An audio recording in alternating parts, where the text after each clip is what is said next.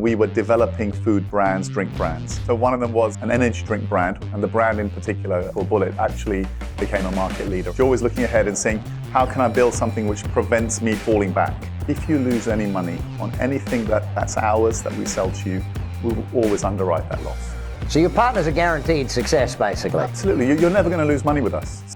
So, Harmeet, 100 million, like you guys got to 240, 250? Yeah, thereabouts, yeah.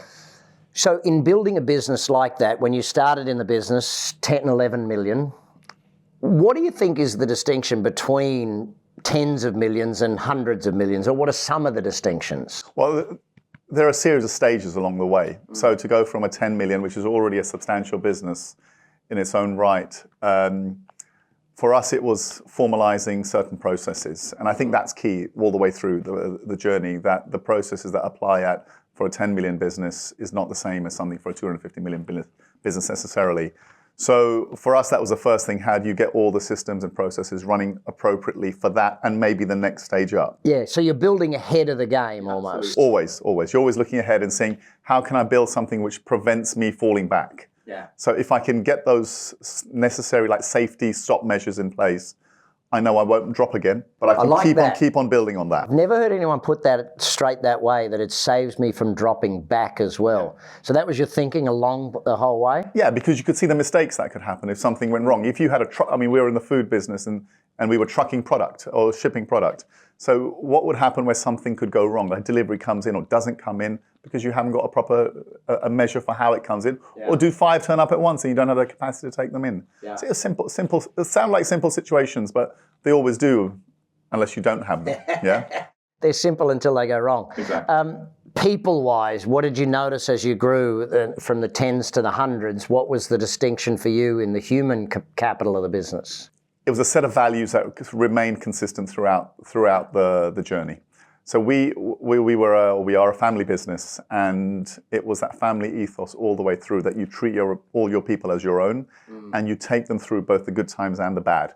So good times, people are getting on better, getting rewarded better, but there would be a point where if things aren't so good, you explain to people they're not so good, but you don't fire people. You find new roles for them within the company, and you explain why you're having to do it, whether it's temporary or permanent, but that communication all the time so that people would always know you have their back, and that they should be with you for the good times and the bad. And that security, I think, meant a lot to the people that always worked with us. Did everyone know you were aiming for hundreds of millions, or is it just an ethos of the vision of doing great work, great things? What was the... Yeah, I think when we were starting off, or when we were starting to grow, you didn't necessarily have a number in mind. It was just like, I know this can go a lot further and a lot further. And it just kept on growing from that point. But because we kept some of those values in the right place, those people who were on that journey with you could see that you're constantly growing, and they could see what you're trying to do. So they believed in what you were doing, and it just kept on rolling forward. But also it meant when people joined in, you had a group of existing staff that would say to them, look, this is what we're trying to do. And it's not the bloke at the top trying to feed it through. It's everyone saying the same thing. So then it becomes self-reinforcing as a message. Talk about bringing people in. Obviously, to grow the business, you've got to bring in some higher caliber people too. How did you manage bringing in people to bring them into the culture of the organisation? We generally hired from the bottom up. So it would be people growing through the ranks.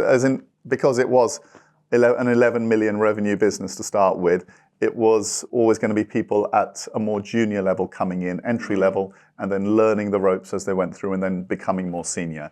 So for a very long time, we didn't bring people in at senior level. And when we needed some short-term boost or something like that, we would bring in external expertise temporarily. But it was always about growing people through. Let's talk about branding then, because I think building the right products, the right brands, all of that sort of stuff was a big part of what got you to where you went to. How did that come about? Was that the thinking that we need to create the brand, or was it just getting the right products? What was the strategy? Well, so we had two things. One was the corporate branding for ourselves, and that was always based upon we stand by our name, our company name, and what it represents and what it delivers. And if it fell short, we would always be responsible for that. So we were a B2B business in the food distribution sector. So for that, we were known that you're a credible company, you stand by what you do. But on the other side, we were developing food brands, drink brands. And that was a very different situation because you're looking at specific markets. There were some fun ones there too. Yeah. So one of them was, or is, an energy drink brand, some of which have alcohol in them, some which don't. And that was quite a fun journey because that was mostly focused on West Africa, primarily Nigeria. And there we worked with celebrities, with pop stars, with various people like that. And that was a lot of fun, worked very well for us. And the brand in particular, which is called Bullet, actually became a market leader and still ahead of that category.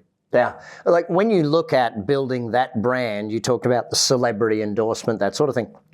Why celebrity endorsement? Because I think a lot of people miss how much that can add value to a business. Well, it adds credibility in the short term. That's for sure. Yeah, because a lot of these people will not necessarily put their name to a product that they don't like, they don't believe in. It also attracts a lot more attention to the brand immediately. So we did do that, but generally we also did it from the bottom up. So it would be grassroots level introduction of product, and then they see, okay, I'm trying the product. It's backed by XYZ brand ambassador. Follow that up with good distribution because people will see, well, if the company's prepared to invest in the brand in this way, then surely it's likely to sell. So they were all, again, self-reinforcing messages that were being sent out. The actions were all positive, but we had a good product as well. I mean, ultimately, it's got to be something good that sells. Great people, great product, great values. Let's talk about the distribution then, because it's rare that a company gets to hundreds of millions without partners in some way, shape or form. How did you develop the distribution networks, the partnerships, those sorts of things? And what was important to make that successful? Right, so where we were developing our own range of products, we would always stand by the quality of what we are selling. And we always promise to our customers that if you lose any money on anything that's ours that we sell to you, we will always underwrite that loss. Wow. So somebody comes into it and says, right. So your partners are guaranteed success, basically. Absolutely. You're never going to lose money with us. So it was always, whatever you do, you believed in what we've developed here. You believed in the individual selling it to you and the management team behind them and the company behind them. Now we have to deliver on that if things go wrong. So that means that they will work that much harder for you from the outset. I don't need to have a huge brand behind me. They just need to know that I will be there if something goes wrong. And if it ever happened, we were. And it did happen occasionally. Not everything works in every market. Yeah. But when it did, we always followed through on that. So global or geographic expansion. I think a lot of companies get very stuck in localization and they don't... let's just say fear kicks in. You're absolutely right. It's the perfect word for it, that people are scared to go, and I say particularly, people are scared to go to the markets where we are, sitting in the UK. They'll be frightened to do business in parts of Africa because they don't culturally understand both the culture of the country, but also the business culture. So we would actually embrace that and say, wherever it's difficult to go, take the time to learn about it and then do business there. Because actually that's a competitive advantage in its own right. In the future, other people will look at you and say it must be easy if they can do it, but they've got to go through all those, they've got to jump through all the same hoops we did to get there, and then you're already years ahead, right? Yeah, no, I know with ActionCOACH now in 85 countries, and people are like, oh, it must be pretty easy. Sugars has done it. And it's like, yeah, righto, go for your life. You know. Give it a go, yeah. But I know for us, developing partners in those foreign markets, we had to really learn the customs, the culture, all of those things. How did you do that in the business? What was the... Lots of great experiences and a few bad ones along the way, right? That's how it works. So yeah, mostly it was trial and error. But I think credibility sort of precedes you quite often, and that being the case, we initially had to learn our way and see how things went in some markets. But once that credibility started coming to the fore, we would find that the right people came to you that little bit quicker. Yeah, that one's an interesting one that I'd like to ask you about. How did you pick the right partners? Because I know in certain markets, and especially early on for me, if a partner came to us, he'd be like, yeah, we got a partner. And then I very quickly learned, well, not very quickly, maybe 3 or 4 partners in, that I'm pretty sure I should decide which ones. How did you decide that? Was it a values thing? What was the method? I think it was that same sense of euphoria that's, I'm so happy someone wants to do business with me in that country when I'm looking to enter. So you have that, and look, the partnership has to go both ways. We might be the wrong partner for somebody as well as them being the right one for us. So you would build on that relationship in more sort of formalized ways. You would sign an MOU. You would have all those gradual commitments to each other. That's for a certain period of time, a certain amount of business. And if it works for us, we carry on. If not, we part as friends with maybe a future business project in the offing. And then you retain that relationship. You know you're not right for each other for that particular type of business, but that doesn't mean that something further down the line isn't something that would be successful for both of you. Yeah. So running the existing business versus looking for more opportunities, always looking for new brands or new things or new markets, where did you find most of your time was at each phase of growth of the business?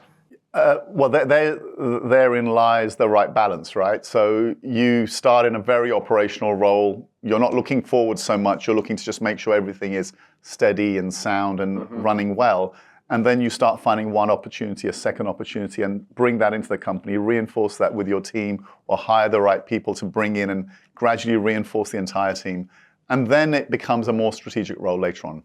As you get that much bigger, you can't be the operational. How big were you when you got out of that operations and really became the more strategic thing? Was it at 10 million, 20 million, 100 million? Was there a point? Yeah, more like the 100+ million at that stage. But you're always heavily embedded in the operation to a certain extent because you know the business inside out. You've done every bit of that company. You've been involved in every operation. You've helped develop it. You've implemented all the systems. So there's that unfortunate default where you can drop back in all too easily and get involved in an operation when you should just try to keep away. I've never done that, no. I've never suffered from superheroitis and tried to fix things in my own company, no. You get to a point where acquisition becomes a thing, whether it's someone trying to acquire you or you acquiring other companies for opportunities. Where did that fit in the growth path of your business? So we looked at acquisitions along the way, but we didn't actually go for it. And in the end, we were acquired, which was the right solution for us as well. But now as a company, I was telling you earlier that we've now sold a part of the business again. But that part is now going to be looking to acquire other businesses. And that's the strategy which we've agreed going forward. So look, it can be at any stage. In our stage, we were growing sufficiently quickly to not need to look to acquire anybody because we were taking on business so fast. And our growth was entirely organic all the way through. More built upon the values, the processes. I mean, having a chairman of the company, your father-in-law, who was a chairman who held those values tight. Yeah. And he instilled those right from the beginning. Yeah. And as long as we had the right people that believed in those, it was always that much easier because it is a game of people. And it was a question of having all the right people around you that said, okay, that's how we carry the business forward. Those are the values of the company. The direction is X, and that's how we're going to do it. Now, going into the sale part of it and selling a major brand or a major segment of the business, average entrepreneur, it's my baby, I'm selling my baby, how am I selling my baby? You guys had more of a, given the size, you had more of a, not a corporate feel, but more of a business feel to going into selling. But was there still a bit of that?